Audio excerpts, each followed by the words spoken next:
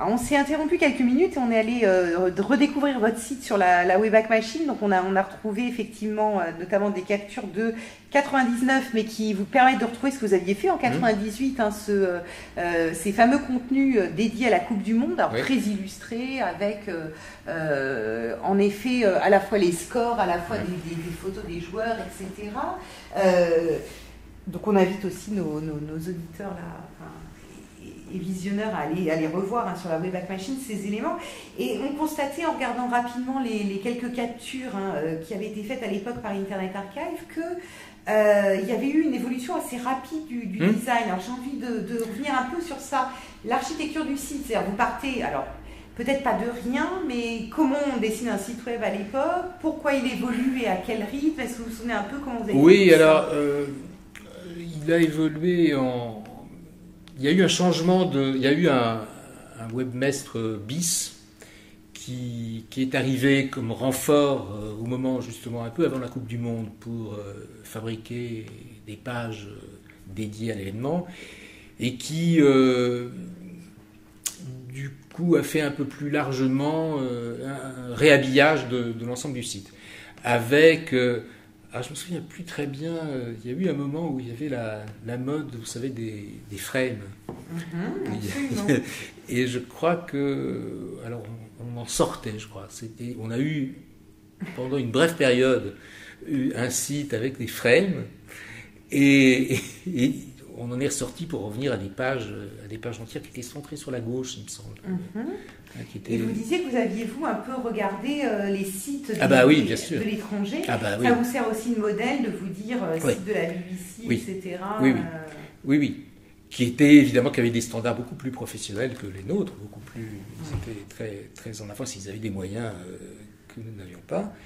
Et on essayait de copier tout ce qu'on pouvait, quoi.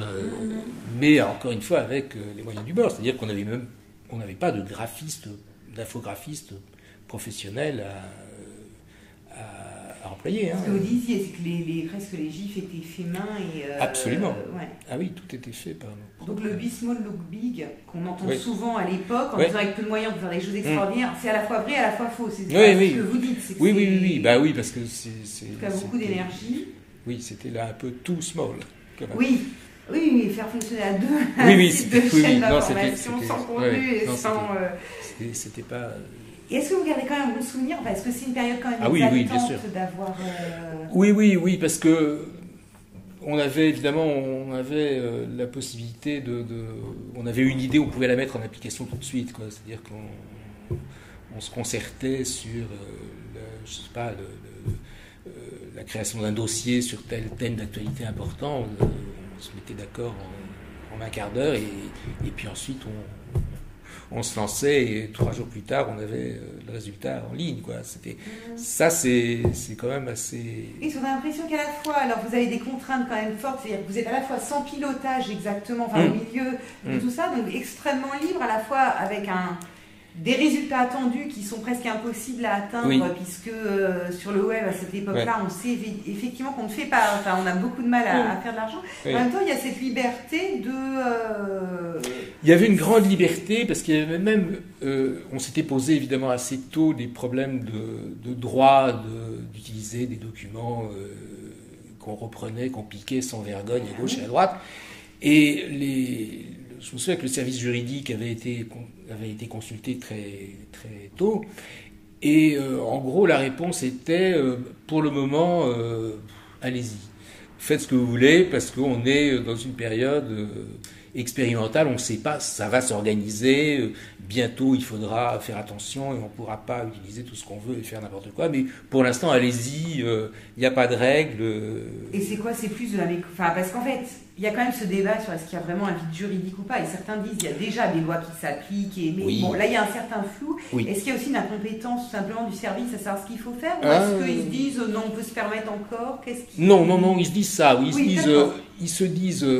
ça va pas durer. Ça va pas durer, profitons-en. En gros, moi, c'est comme ça, j'avais reçu en tout cas leur message qui m'avait donné beaucoup de bienveillance, quoi. En me disant... Écoute, pour l'instant, vas-y, on risque rien. on verra plus tard. Mais pour l'instant, il n'y aura pas de problème. Et on sent quand même que de votre côté, il y a le sentiment, vous l'avez dit, hein, quand on vous confie au départ ce site de waouh, quelle expérience, il y a un vrai intérêt, on va en reparler avec les contenus aussi que vous transmettez via les émissions pour ces questions. Est-ce que c'est quand même un peu contagieux et est-ce que vous avez réussi dans cette mission à un peu... Vous avez l'impression au sein de France 3, à minima, faire évoluer les mentalités? Alors au sein de la rédaction, oui, quand même. Le premier, Henri Sagnier, a été très vite... Vous dites qu'il était déjà ouvert. Il était déjà ouvert, mais il a tout de suite aimé. Enfin, il a sans cesse soutenu. Lui, il a été... Et il lance toujours avec une certaine sympathie votre rubrique, on sent presque. Oui, mais tout à fait, parce que c'est vraiment... d'une part, il était quand même assez content de ce qu'il avait fait. C'était... Il avait trouvé qu'il avait eu une bonne idée de me dire oui, quoi. Il était satisfait. Et puis, comment dire, il sentait bien que ça allait... Enfin, il sentait à travers ce que je lui en avais dit au début, mais ensuite il avait vu lui-même, quoi, que ça allait devenir quelque chose d'important. Parce que déjà, les débats commençaient de tourner entre les... Pas tellement dans la rédaction, mais les professionnels qui travaillent sur le web se posaient déjà la question de savoir quel est le média qui allait... Enfin, à l'époque, on se posait la question dans ces termes-là, on se demandait, est-ce que c'est la télévision qui va bouffer l'Internet ou l'inverse? Est-ce que ce que nous faisons actuellement dans les chaînes de télé va devenir un sous-produit distribué par l'Internet ou est-ce que ce sera l'inverse, quoi? Je me souviens que cette question était vraiment... C'est la question qu'on se posait tous, quoi. Alors justement, ça me fait... Je vais avoir quelques questions là-dessus. On a souvent reproché à la télévision de proposer une vision extrêmement... parfois même négative du web et de l'Internet. J'aurais un avis plus mitigé, je trouve que globalement c'est assez binaire, c'est-à-dire que c'est ou l'enthousiasme ou au contraire la présentation des dangers de l'Internet, mais si vous écoutez ou si vous visionnez la contre-histoire de Manac et d'autres, les discours sont même très durs en disant que ça a été une télé qui présentait que l'Internet des pédophiles et des nazis, etc. Ce que vous ne faites pas du tout, et rien que votre rubrique dément à elle seule. Mais alors justement, vous commencez quand même par un thème, celui de l'affaire Gubler et des scandales. Après, on trouve de tout, du sport, des tas de choses culturelles et autres sur votre rubrique. J'ai deux questions là-dessus. C'est est-ce que globalement vous essayez de contrebalancer ou d'équilibrer entre le positif, le négatif? Est-ce qu'il s'agit au contraire d'aller tous horizons? Vous découvrez quelque chose, ça vous plaît, vous en parlez. Comment en gros vous pensez le contenu? Et deuxième question, si ça ne fait pas trop, c'est globalement, est-ce que vous pensez que la télévision a maltraité le web où on a présenté une image faussée et négative? Alors, la première question... La première question, moi j'ai toujours été mu par le même désir de faire partager un enthousiasme que je continue d'éprouver pour l'Internet, pour la mise en réseau, quoi. Je trouve ça toujours magique et d'une puissance extraordinaire. J'ai toujours eu envie de faire partager cet enthousiasme. Donc c'était ma rubrique, elle avait vraiment cette fonction pédagogique, et qui se retrouve vraiment quand on trouve les séances. Ouais. Il y a cette pédagogie. Donc alors, même si de temps en temps, alors vous soulignez que la première rubrique effectivement était sur Internet, territoire hors la loi, c'était un peu ça le thème, la thématique. Parce que je pense que c'était un peu aussi une vraie question qui se pose un peu toujours d'ailleurs. Mais je me disais que prendre des thèmes un peu polémiques, c'était non plus pas mauvais pour attirer l'attention. Oui, mais le web, c'est pas que effectivement. Puis le web, c'est pas. Puis l'affaire Gubler, alors je voudrais quand même votre confirmation, mais ça a été important quand même à l'époque. Ça a été une prise de conscience et politique et médiatique de la puissance du réseau. Oui, absolument. Parce que pour la première fois, un document qui était censuré, interdit, a réellement franchi les... Enfin, c'est répandu comme une traînée de poudre. Enfin, tout le monde avait... Avec un thème, en plus, le secret d'État, le président Oui. fraîchement décédé, tout va... Absolument, il y avait absolument. Mais tout le monde se repassait ce fichier en permanence. Donc, c'était... Effectivement, ça a été important. Hein. Il y a eu une prise de conscience à ce moment-là. Et moi-même, c'est pour ça que j'ai pensé qu'il fallait sans doute commencer par là. Pour le reste, alors, donc, l'idée, c'était quand même de faire partager cet enthousiasme et puis de faire sentir une problématique qui m'a toujours intéressé, qui était celle de l'équilibre dans l'Internet entre ce qu'on peut en faire de meilleur et ce qui peut en advenir de pire. Je me souviens que j'ai fait une rubrique, alors je ne sais plus en quelle année, autour de Noël, sur la magie du Père Noël, quelque chose comme ça. Absolument, je la connais. Voilà. Ouais. Et elle était un peu emblématique de ma vision de l'Internet. C'était le web. On ne sait pas ce que va devenir le web, mais il est assez vaste pour contenir à la fois le meilleur et le pire. Il y a de la place pour tout le monde. Je montrais qu'il y avait toute une mécanique commerciale qui commençait, et industrielle là, qui commençait à se profiler et qui pouvait en effet dessiner des menaces en termes de pluralité de l'information, en termes de contrôle des messages, bref, ou de lobbying industriel, ou de tout ce qu'on voudra. Et puis, il y avait à l'époque, c'était aussi la grande explosion des pages perso. Hein. Donc, il y avait une richesse extraordinaire de contenu, de diversité. Donc, je voyais ça comme à la fois le meilleur et le pire, et l'Internet étant une matrice qui pouvait largement développer tout ça à la fois. Et c'est ça l'idée que je voulais faire passer de toutes les façons et que je déclinais, secteur par secteur, quoi, sur différents thèmes.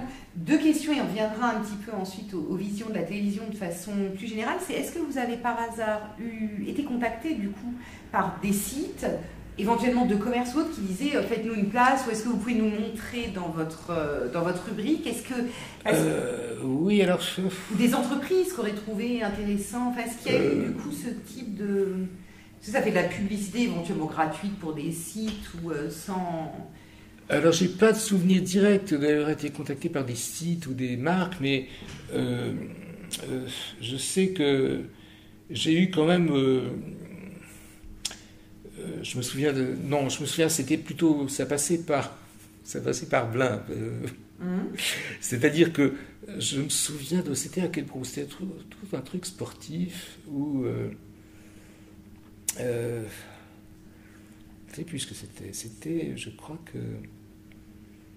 Si, ça y est. C'était sur la Transat Jacques Vabre, où Blin avait conclu un accord avec les cafés Jacques Vabre, et il voulait développer une thématique sur la merveilleuse histoire du café. Je lui avais dit, écoute, oublie-le, il n'en est pas question. Et l'affaire était allée très loin. Je me souviens, j'étais allé voir Pernou en lui disant, écoute, voilà ce qui se passe, il veut me faire un truc sur le café, tu es d'accord que c'est absolument ridicule et enfin scandaleux et qu'il n'en est pas question, et que dans ce cas-là, est-ce que tu es d'accord pour lui dire, si tu veux faire ça, moi je retire mes billes et Thalassa participera pas à ça, et oublie la course autour du monde, oublie la Transat Jacques Vabre. Et Georges m'avait dit, oui, bien sûr, je suis de ton côté. Et l'affaire s'était arrêtée là, et on n'avait pas fait le dossier sur le café Jacques Vabre. Quel dommage qu'on aurait pu retrouver sur la Wayback Machine. Donc... Non, parce que la merveilleuse histoire du café n'a jamais été faite. Et ben voilà, on n'a pas la merveilleuse histoire du café. Voilà. Et alors vous, donc là on voit le sujet que vous ne vouliez pas faire, c'était la merveilleuse histoire du café. J'ai rien contre le café, hein, j'aime beaucoup le café. Est-ce qu'il y a une séquence par contre que vous avez adoré faire, ou un thème, si vous deviez en garder une dont vous êtes particulièrement fier? Sur le site, ouais. je ne sais plus, oui, enfin... Il y en a eu beaucoup entre 96 et 99, oui, mais il y en a qui vous ont particulièrement marqué ou qui ont suscité quand même particulièrement des retours ou une réaction, quelque chose ou oui, vous les aimez toutes J'aime toutes, mais enfin, sur le site, là, je ne parle pas de la rubrique, mais je parle du site, le travail qui nous avait donné le plus de mal et sur lequel on avait beaucoup bûché, c'était l'histoire de la vache folle, le dossier de la vache folle. Je sais qu'on en avait beaucoup, on avait dépensé beaucoup d'énergie là, et j'en étais assez content, oui. Puis il était assez complet. Hein. Et dans le JT, en fait, c'est vrai que ma question passait de l'un à l'autre et je vous ai mal. Sur la rubrique. Mais ça m'intéressait aussi. Mais sur la rubrique, est-ce qu'il y en a une où...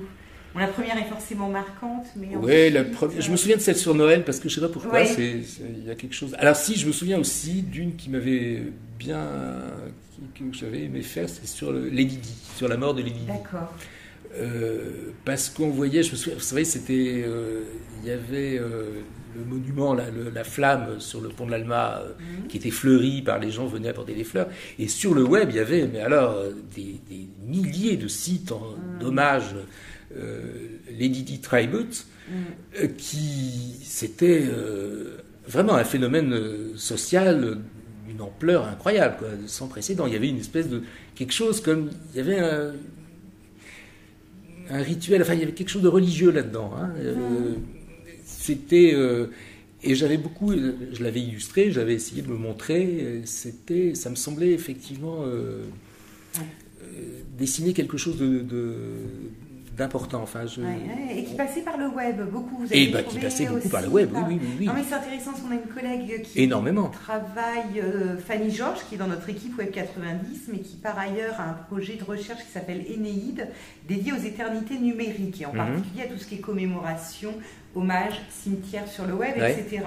Et j'ai commencé à découvrir qu'en effet, dès les années 90, cette fonction... pas mortuaire, je ne sais pas comment le dire, enfin, hommage, mémorial, etc., elle est déjà très très forte sur le web. Puis il y a un certain nombre de reportages, dont, je crois, un des vôtres, mais je ne sais plus si c'était les Lydie. Moi, alors, je crois que j'avais fait quelque chose aussi sur les cimetières virtuels. C'est possible, hein, vous voyez, j'ai dû faire ça, je crois. J'ai dû faire ça, oui. Et c'est intéressant du coup parce que ça donne envie de replonger aussi dans la longue durée avec ces questions et de se dire, enfin longue durée pour l'histoire du web, hein, mais ça va tellement vite. Et effectivement, il est tout à fait possible que j'ai vu aussi passer votre... Mais surtout les Didi, je me souviens, parce qu'il y en avait vraiment des milliers qui étaient souvent, très spectaculaires, quoi, avec des trucs où on choisissait des fleurs à déposer sur un monument, enfin... C'était gigantesque, quoi. J'ai retrouvé une archive, effectivement, mais alors là, c'était du France 2, 96, un dépôt de fleurs sur une tombe grâce à Internet. Donc, il y avait ça aussi, hein, qui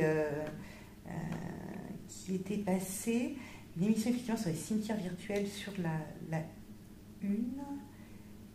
Et après, il y a effectivement toutes vos émissions qui sont listées dans un mémoire, c'est ce que j'évoquais avec vous, d'études systématiques, hein, des archives de l'INA et de ces archives télévisuelles.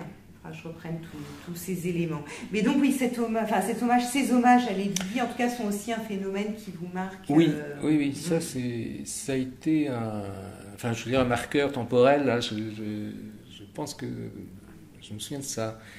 Pour les autres, je ne sais pas, j'ai pas de... Je ne sais plus combien j'en ai fait au total. J'en ai fait quoi, en 4 ans, j'ai dû en faire 150. Alors, l'hommage à Lady Di, c'était en septembre 97. Voilà. Effectivement, et vous notez que la télé perd le monopole du cœur et qu'il y a besoin d'exprimer sans justement un intermédiaire des médias traditionnels une émotion. Voilà, alors ça c'est l'autre idée qui m'avait très vite, qui avait affleuré très vite. J'avais pressenti que, moi j'ai toujours vu l'Internet comme une sorte de voie de feedback, de réponse à la télévision comme média imposant normatif et impérialiste quand même. Avec une certaine violence symbolique, enfin une espèce de concert de peu idéologique quand même, une pression idéologique sur le spectateur, qui n'a pas beaucoup de moyens de s'en protéger ou d'y répondre. Et j'ai toujours vu l'Internet comme qui offrait des possibilités donc d'édition instantanée, mondiale et partagée, comme une voie de retour, enfin une voie d'expression de retour de ce public un peu opprimé par une information un peu quand même... oui, très top down, qui l'assomme un peu. Quoi. Et ça me semblait effectivement, alors Lady Di c'est anecdotique, mais quand même on voyait que ça... Voilà, un symptôme de quelque chose de cet ordre-là.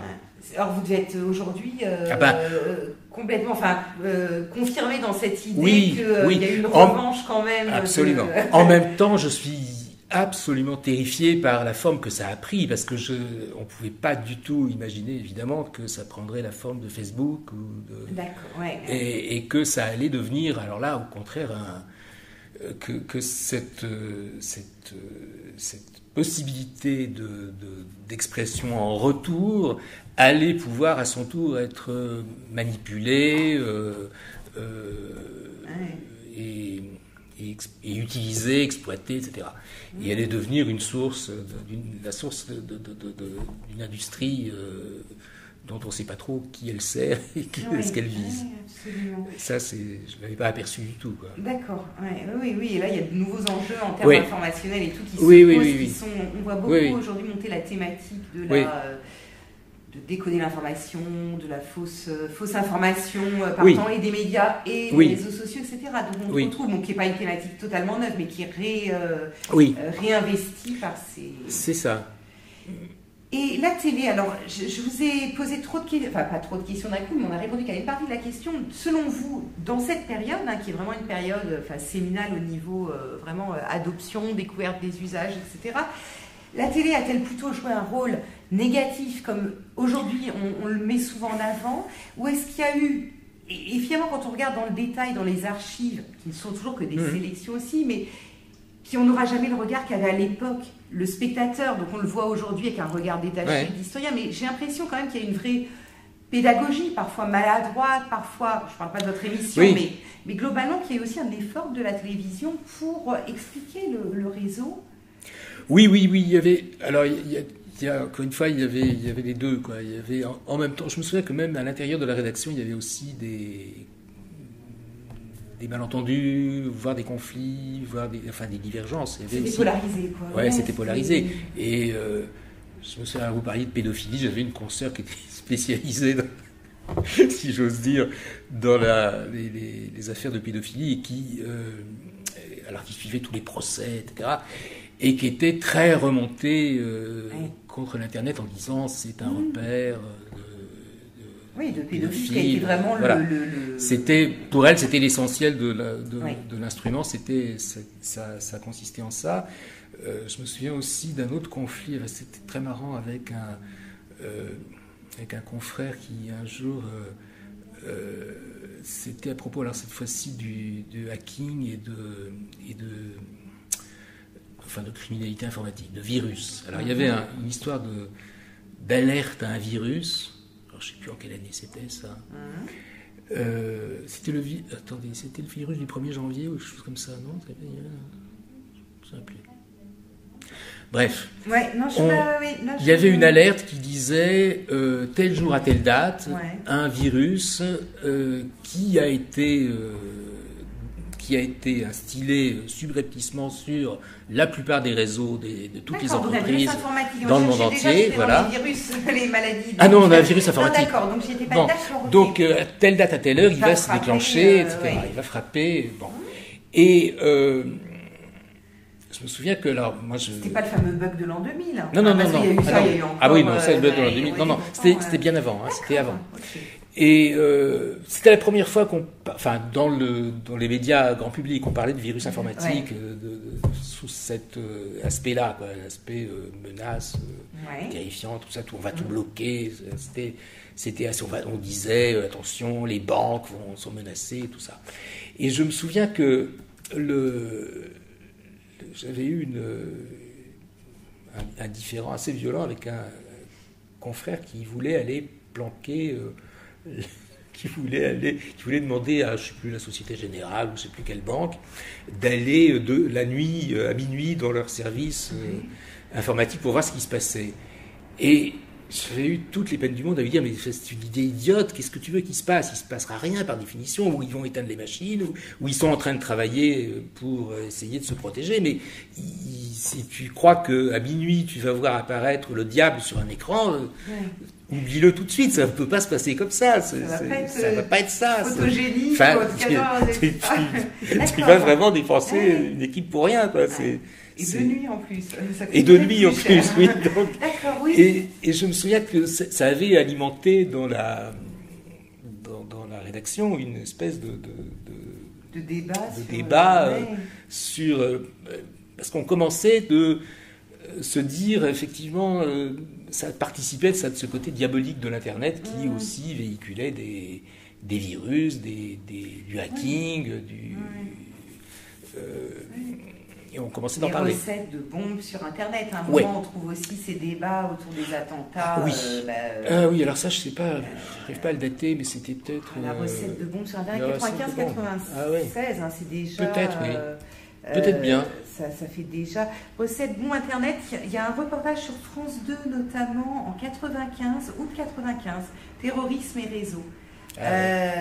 Donc après, on est en pleine période des attentats de Saint-Michel, etc. Oui. On a déjà cette vision. Ouais. Et voilà. Et à côté de ça, sur le France 3 95 de septembre, voilà. Alors j'adore cette séquence. Je ne sais pas si c'est vous cette séquence qui suit dans le cours Saléa une jeune femme qui va à la douche de Nice, enfin à la douche à Nice, qui est un café en fait qui a été aménagé en cybercafé. Mais c'est peut-être pas encore votre rubrique. Non, je crois pas. Parce que, non. Ouais. Moi j'avais fait un reportage au café, à l'Orbital Café à Paris. Oui, génial aussi, parce qu'en fait, voilà, j'ai travaillé sur les cybercafés, ces représentations. Vous n'aviez peut-être pas fait Nice, vous avez fait l'Orbital. Et c'est génial de retrouver ces images pour l'historien. Oui, alors du coup, j'ai regardé la séquence parce que je ne l'avais pas revue. Ouais. C'est marrant parce que j'ai revu. Ah, il y avait Daniel Ishbia là-dedans. Oui, absolument, voilà. Et qui annonce la transformation de la télé qui va se transformer, accueillir Internet. Il voit déjà une convergence. C'est ça. Oui. Mais pour nous, en tant qu'historiens, vraiment merci, parce que ça nous permet de retrouver des choses qu'on ne verrait pas sinon.